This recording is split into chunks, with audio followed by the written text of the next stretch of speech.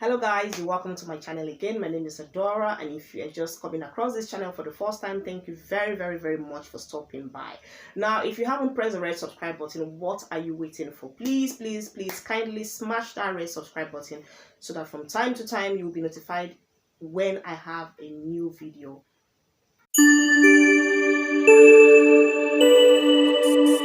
You're welcome back.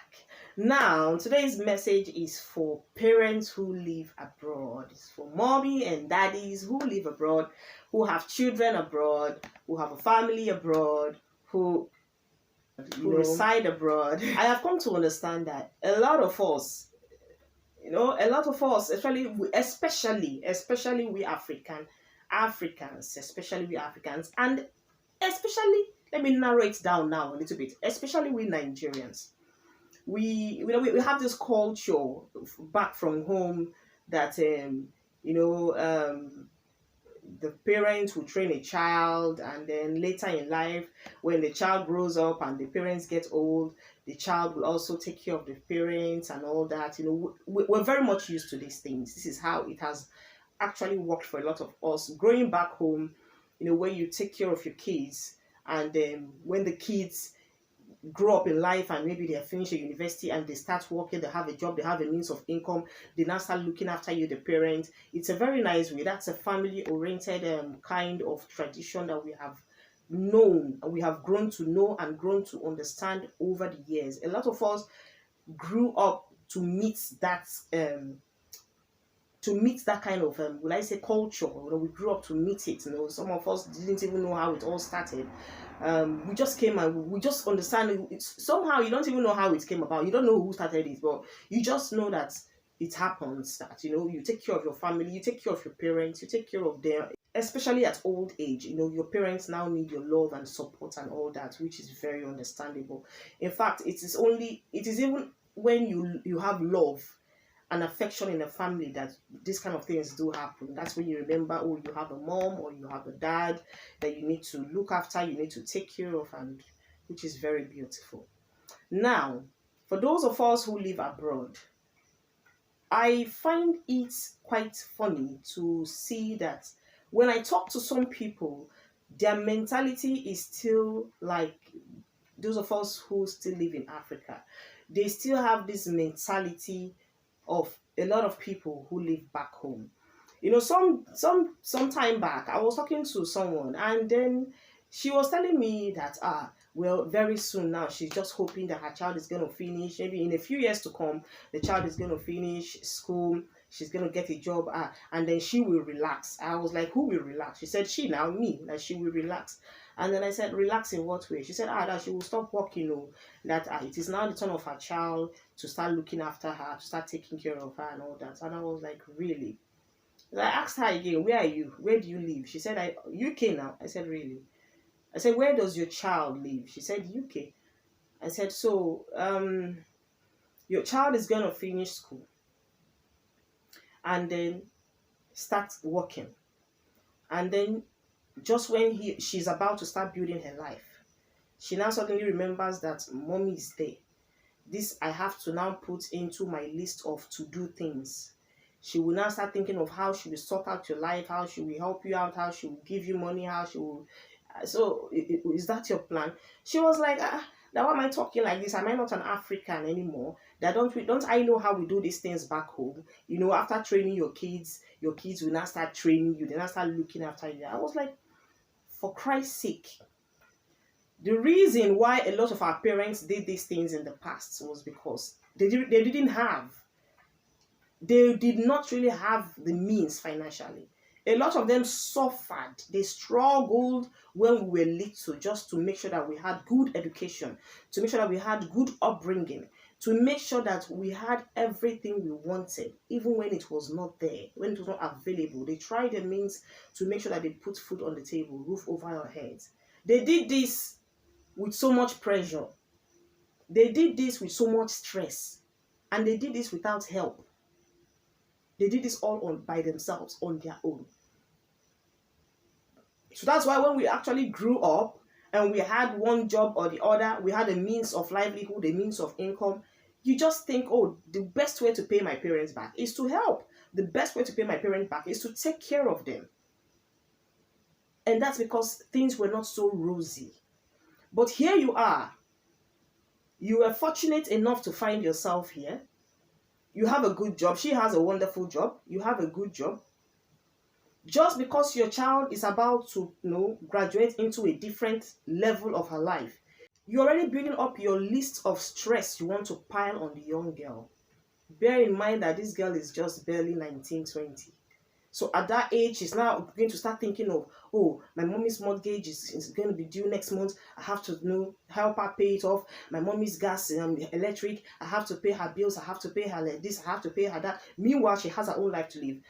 Listen, where we live, the world in which we live here, the Western world, at the age of 18, every child is required, every child is required to fend for himself. Every child is required to grow up. When I mean grow up, you mature overnight. At 18, you're already an adult. You are an adult legally. You have the right to move out of your parents' house, move on with your life, do something meaningful with your life. As at that point, it's like your life is now literally in your hands. It is at this point children start to explore what they want for themselves. They start to explore do I want to remain in the UK? Do I want to stay here? Do I want to move to Australia? Do I want to get a better life in Switzerland? Okay, let me see if I can move to Spain. Oh, my mates are getting good jobs in France. Oh, okay, let me think of Belfast. They begin to think of how to promote themselves, how to push themselves out there, how to elevate themselves. Why you, the mom, you're sitting down, waiting for somebody that will be out there. He's struggling to make a living for himself. She's struggling to make a living for herself. You are sitting down waiting for her to get you money. You're sitting down writing a list of what you want and what you don't. Mind you, in this country, if the kids say they're not going to give you a dime, they're not going to give you a dime. They don't owe you nothing. Any child that decides to help you does so out of his own volition. He does so out of just for the love he has for you as a parent. No child is obliged to come and carry your bills as a parent. So if you decide to use your youthful age to party all around, if you decide that at the time while you're still young, you want to use that time to club away your life, you party away your life, you spend your savings as if there's no tomorrow. If you decide that at that youthful age, when you're still very strong to work, when you're still very strong to make money, when you're still very strong and mentally sound to think of what investment should I do, where can I put my money that will make double it for me and all that. If you think that at that youthful age, all you know is partying, or all you know is spending lavishly, or all you know is wasting your money, wasting your resources, and then sitting your lazy ass down doing nothing, so that when the kids grow up, they will not remember you that you are there because, oh, you've been this lovely mother, or you've been this overdoting father. They now need to come and start carrying you up and down like an egg.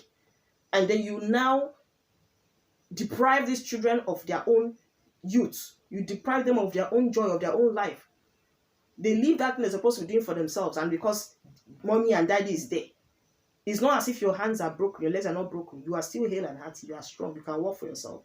But just because you want to push your stress on the children, just because you think that because you took care of them, you raised them, they will now come back and start raising you again. That is not an obligation. The prayer of every parent should be for your children to supersede you, to do much more than you did in your life. The prayer of every parent should be that your children should be able to achieve much more than you as the parent have ever achieved. Not trying to limit them at that point when they are already growing up. Not trying to limit them or pull them down when they are already struggling to be like their mates. They are trying to hold on to their future. They are trying to create something out of nothing. And at that point, you're bringing out your claws to scratch their finances. You're bringing out your claws to ask. Every minute you're asking for money for gas. You're asking for money for your electric. Your mortgage is there. You need to pay it. It's your child. What happens to your own child's life? Have you asked if they have a mortgage they're paying on? Have you asked them if they have a girlfriend or a boyfriend they're ready to settle down with? And you know what settling down is all about? It involves money. They need to be able to plan their own lives. Have you asked all these things? Or you think it's only about you? That's why a lot of parents see children as investments. That's why a lot of parents give birth to children as if they are rearing chickens. They just have children everywhere because you think that if this one does not bring, this one will bring. If this one does not bring, that one will bring. And then the main purpose of having kids is defeated because you look at your kids as a source of income. You look at them as a source of your means of livelihood, which should not be in the first place. Let your children enjoy their lives. Let them grow. I am not saying a child should not take care of the parents or should not show love to the parents when they are old. I'm not saying a child should not pay back what the parents have done for them in terms of love, in terms of affection. And this affection can come in so many ways. It must not necessarily be money. If you have hands and legs at your young age, while you're raising your kids, also think of yourself. This is what I have told a few of my friends. Do not always think about just the kids. Fine, it's good you think about them. But in one corner of your heart, also prepare a room for yourself, for your future, for your retirement. While you are saving for your kids' future, be putting something away for yourself. No matter how little it is. No matter how little, even if it means every month you put out something for your future, for your pension, just save it, throw it in one fixed account, leave it there. Put something. By the time you clock, for instance, 55, 60, 65, you will have something reasonable to fall back on. You won't even think of your children. You will not even be waiting for them to come and give you. You will even be the ones sending money to your grandkids. And not the other way around. Your grandchildren are sending money to you. Your grandchildren are looking for grandpa. All these things are nice. They're okay if it can be done. If your grandchildren send money to you, there's nothing wrong with that. If your children send money to you, there's absolutely nothing wrong with that. But what is wrong with that is when you decide to look at your children as a means of survival. It's when you decide to put your own financial burden on those children. Especially when you are in a society, you are in an environment where you can make things happen for yourself. When you are in an environment that you can make things happen. There are people I have seen that, even when they are broke. So sometimes you may not always be rich. The money may not always be there. But it is a society whereby there's always one thing or the other to do to make money. Let's tell ourselves the truth. If you are broke and you need money, go get some temporary or permanent job. Do something. Give yourself 2 to 3 months. Gather the money. That's it. Something has actually come in. So, but if you just sit down and think, oh, I'm not making money and nothing is coming through, what's the reason for that? Ask yourself, are you paralyzed? Are you crippled? Do you have some mental problems that is actually preventing you from having a job? What exactly is drawing you back from doing something? So why must your children now be your means of survival when you get old? Why? I've worked in care homes and I've seen elderly people that were actually put there by their kids. And these children come once in a while to see their parents. Funny enough, some don't even come. They only come maybe Christmas or maybe their parents' birthdays. They just come at on important dates like that to see them. They're not always there. Why? Because these children are working. They are doing something. They also have a life to live. You understand? They have a life to live. They're not going to leave whatever they're doing and come and sit in the care home looking after you. Some people in the care homes, they're not there because they don't have houses. They are not in the care homes because they are homeless. No. Some of them are there because there is no one to look after them at home. The children cannot leave their jobs and sit down at home and be looking after their parents when they have bills to pay. When they have expenses. It's not easy when you are not working, when you are just there. It's not easy to survive. This is a place whereby you need to be up and doing for you to afford your daily needs. So some of the people you see in the care homes, it's not because they're neglected. They're not neglected. It's not because the families abandoned them. No, but everyone is busy. Everybody is on their feet doing something. So you will now come, sit down. Then when you're supposed to do something for yourself, you decide to use all that time. You are gallivanting from one party to the other. Every occasion, you have a different kind of ashwebi. Every party you have a different kind of material you are sewing. You cannot wear one cloth more than once because you don't want people to laugh at you. Every occasion you have a different kind of shoe. Every occasion you have a different kind of. You are wasting money for unnecessary things. You are spending money and throwing it into the bin when it is not. It doesn't make sense. And then at the end of the day, when you're not able to achieve anything, or when you have not been able to put out something separately for yourself, for your retirement, you begin to push your burden on the poor children. There are kids that inherited nothing from their parents but debts. From one debt to the other. The parent is owing this bank. The parent is owing that bank. The parent is owing this finance house. The parent is owing from all corners of the country. And at the end of the day, they will use their children as their next of kin. By so doing, passing on the stress, passing on the problem to the children. And when the children are trying to settle down, to start their life, they begin to see problems from everywhere. They struggle, which should not be so. So my people, when you're still very young and you can help yourself, work and think of your retirement. Work and save something for your retirement. Work and invest in your future.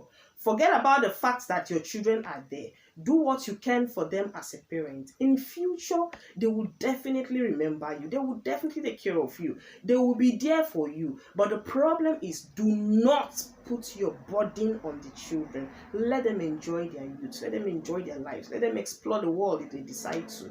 Do not be a burden to your children. Thank you very much for watching this video. And I do hope you come back next time. See you.